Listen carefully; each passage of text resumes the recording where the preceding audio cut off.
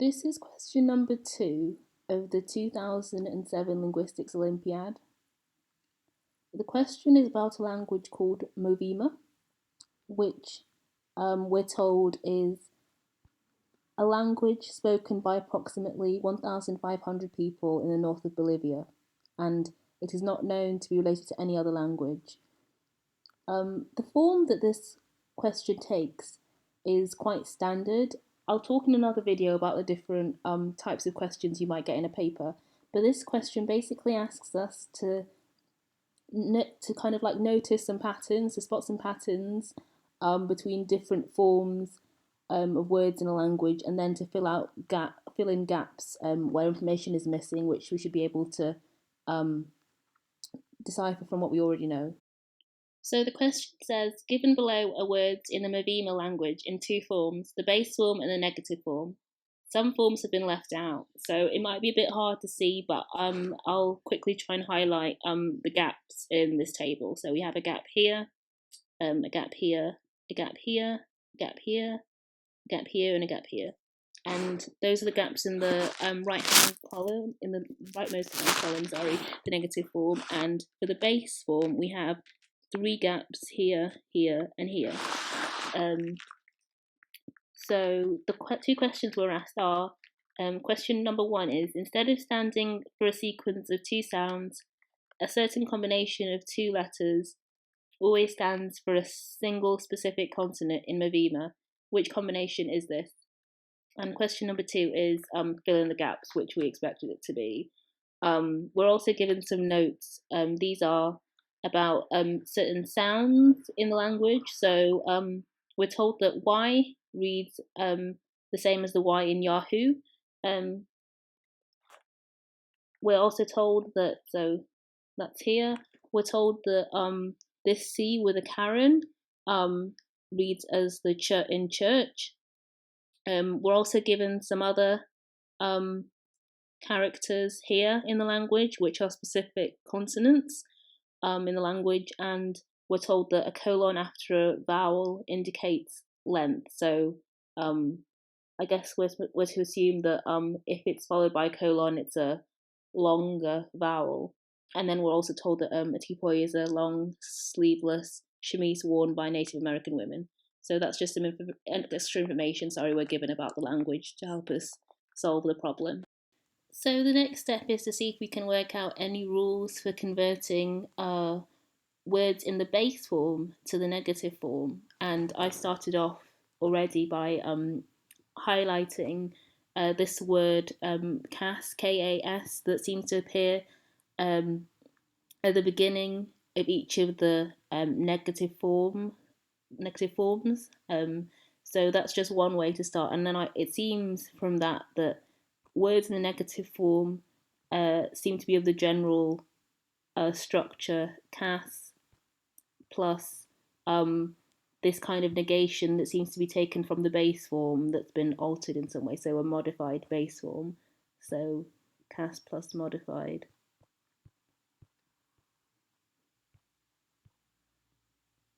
Base form. So from there, my step would be to see if I could spot the parts of the base form in this modified version. So I could work out if some kind of suffix, prefix, infix had been added, what that is, and what the rules are for adding that. So what I've done here is I've looked at the original base form, and I've looked to see what parts of the base form have been retained in the negative form, and I've just highlighted those. So for maropa, the first word, which means papaya, you can see that there's an infix here, K-A apostrophe, which has been put in between the marrow bit and the pa bit.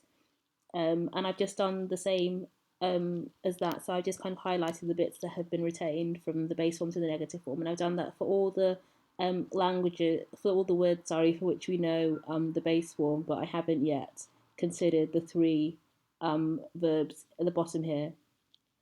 So from that, I have spotted some patterns, and I would advise using a highlighter or underlining just because if you do, it is much easier to spot the patterns. So what I have spotted here is that there seems to be this, as I said before, this KA apostrophe that seems to be quite common to a lot of them. And where you don't have the KA apostrophe infix, you have just an A apostrophe, or you have this other form where you kind of have some kind of long A followed by kind of a reduplication and then this A apostrophe. And for those, it always seems to be at the end of the word. So given that, I would be then kind of like looking to see if there were, what is it that distinguishes the KA apostrophes from the A apostrophe, since we decided to group them together, and then we've decided to group the long A and the reduplicated parts that appear at the end of the word, those ones as another group. So I think it's very useful to look at rules, because sometimes rules depend on the noun class, and different classes of nouns will have different rules. So it's always useful to see if you can find one rule that works for one group rather than finding one big rule that applies to all of them, all of the nouns in language. So from that, looking at the K A apostrophe, it seems that the difference between the A apostrophe and the KA apostrophe is we get the KA apostrophe where we have the syllable preceding it ends in a vowel, and we get the just the A apostrophe where the syllable preceding it ends in a consonant. So that's one thing to note. And also, it looks like for some of the words, the infix KA or K or A apostrophe, KA apostrophe or A apostrophe, sorry, is added after the second syllable, and for some of them it's added after the first syllable. So it might be useful to look to see if there's a reason for that. So when we're looking to see why that might be, a good thing to do would be to highlight the base form, the part on the base form where it's split, the negative form split. So in this case it's marrow. In this case it's this. For this one it's here. For the second one it's here. For so at the moment I'm only considering the blue class and not the red class of nouns. In this one it's here. In this one it's here. In this one it's here. In this one it's here. In this one it's here. So this one is 2 syllables, this one is 1, this one is 1, this one is 2, this one is 2 again, this one is 2 syllables and then it's split, this one is 1, this one is 1, this one is 1. So that's another kind of grouping so we have, and it looks as though the words where we insert the prefix after the first syllable either all have a first syllable ending in a long vowel, or they have first syllables ending in consonants. So that's the case here, and it's also the case here.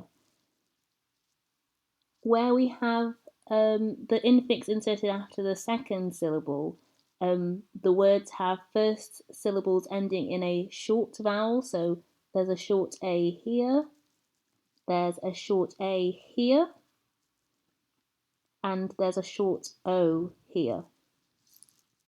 Okay, so now let's have a look at the red grouping, and we can see that these words more or less follow the same rules as the blue groups with the infix, only in this case these words tend to be monosyllabic or disyllabic words. So instead of the affix being an infix, in this case it ends up being a suffix. So in this case we have, so for example, take this one here, the word en, we can see that it ends in a consonant. So we apply the rule where the affix goes at the end of the first syllable, but the end of the first syllable is the end of the word. So in red here, I've written down two types of affix that we have. We have this one here and we have this one here. The top one is for the blue group, so this kind of word, this word, this word, this word, and it's the K-A apostrophe or just the A apostrophe.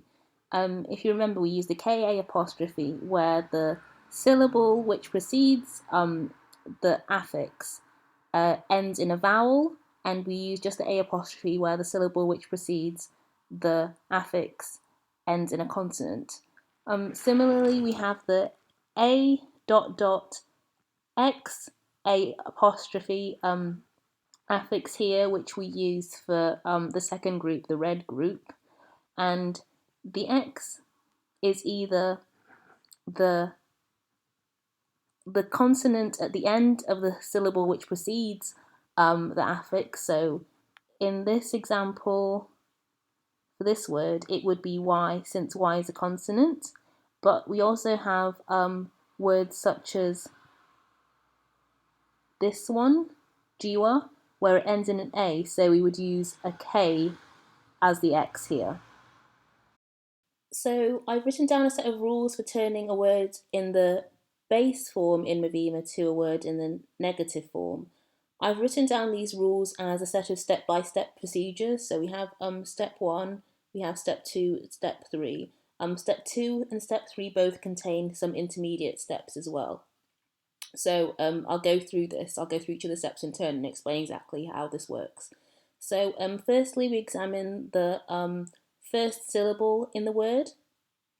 We then go on to step 2, which asks us to look to see if the first syllable ends in a consonant or a long vowel.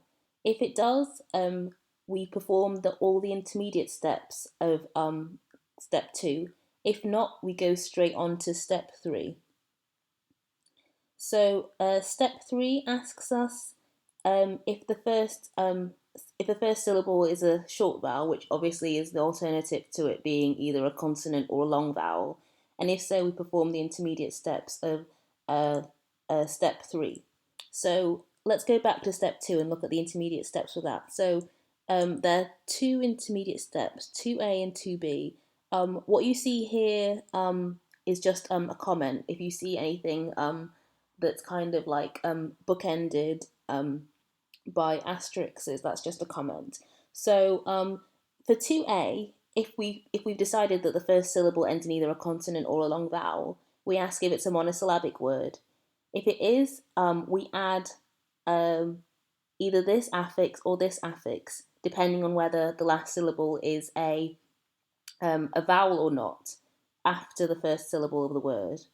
Else, if it's not monosyllabic, we insert this K-A apostrophe or just the A apostrophe, depending on whether or not the last letter of the preceding syllable is a vowel or not, after the first syllable also. Okay, so that's step 2, and we only perform step 2 if the first syllable ends in a consonant or a long vowel. I'll just highlight that so we know. And step 3 is a step that we perform if the first syllable ends in a short vowel. So if the first syllable ends in a short vowel, we check to see if it's a monosyllabic or disyllabic word. If it is, we add either this affix or this affix, depending on whether or not the preceding syllable ends in a vowel or not, after the second syllable. Else, if it's not a 1 or 2 syllable word, we insert K apostrophe or A apostrophe after the second syllable. And similarly, we can name the two intermediate steps in question 3, 3A and 3B. and we only ever perform either 2A or 2B or 3A or 3B. So in the whole kind of sequence of operations, we'll only ever perform either 2A or 2B or 3A or 3B exclusively. We'll never perform more than one of them. So using the rules that we've learned, we can fill out the rest of the table. So we now know, I filled it out just now, so these are the answers for the negative form, and these are the answers for the base form. So, and an interesting point to note is that Movima is most likely a tonal language. For here to see, we have the affix here, and for to see traces of somebody, we have the affix here. So in the first, in to see, we have it after the second syllable. In to see traces of somebody, we have it after the first syllable, which tells us that the E, the first E in to see, is most likely a short one, and in to see traces of somebody, the E is a long one. So we have a short and a long E. And that's reflected here in the answers that I have for the base form. Also, so we've answered the second question. So all we need to do is answer the first question, which is, instead of standing for a sequence of two sounds, a certain combination of two letters always stands for a single specific consonant in Movima. Which combination is this? So that sequence of consonants is KW. If you look here at my wrist, so this word here, we can see that the affix is added after the second syllable, so quite near to the end of the word. And you can imagine that if K and W were stood for two separate syllables instead of one, the syllables of this word in the base form here would be BA, WAN, YIN. But we know that if that was the case, because we know the rules, if the first syllable ends in a consonant, we have the affix coming after the first syllable. So it would be put in here, but instead we see it's been put here, which means that the first syllable must end in a short vowel, the short vowel A. So we know from that that the syllables for this word are BA, KW, AN. So the syllables for this word are this rather than this. So that means that KW must stand for a specific consonant in the language. So that's my solution to question 2 of the 2007 Linguistics Olympiad paper. One thing that I have to note that I didn't talk about before is that if we have the affix coming after a long vowel, so in this case here, it comes after the long vowel, the long vowel is always shortened. Yeah, so that's the only extra point that I wanted to add. Also similarly here. So, yep, thank you for watching.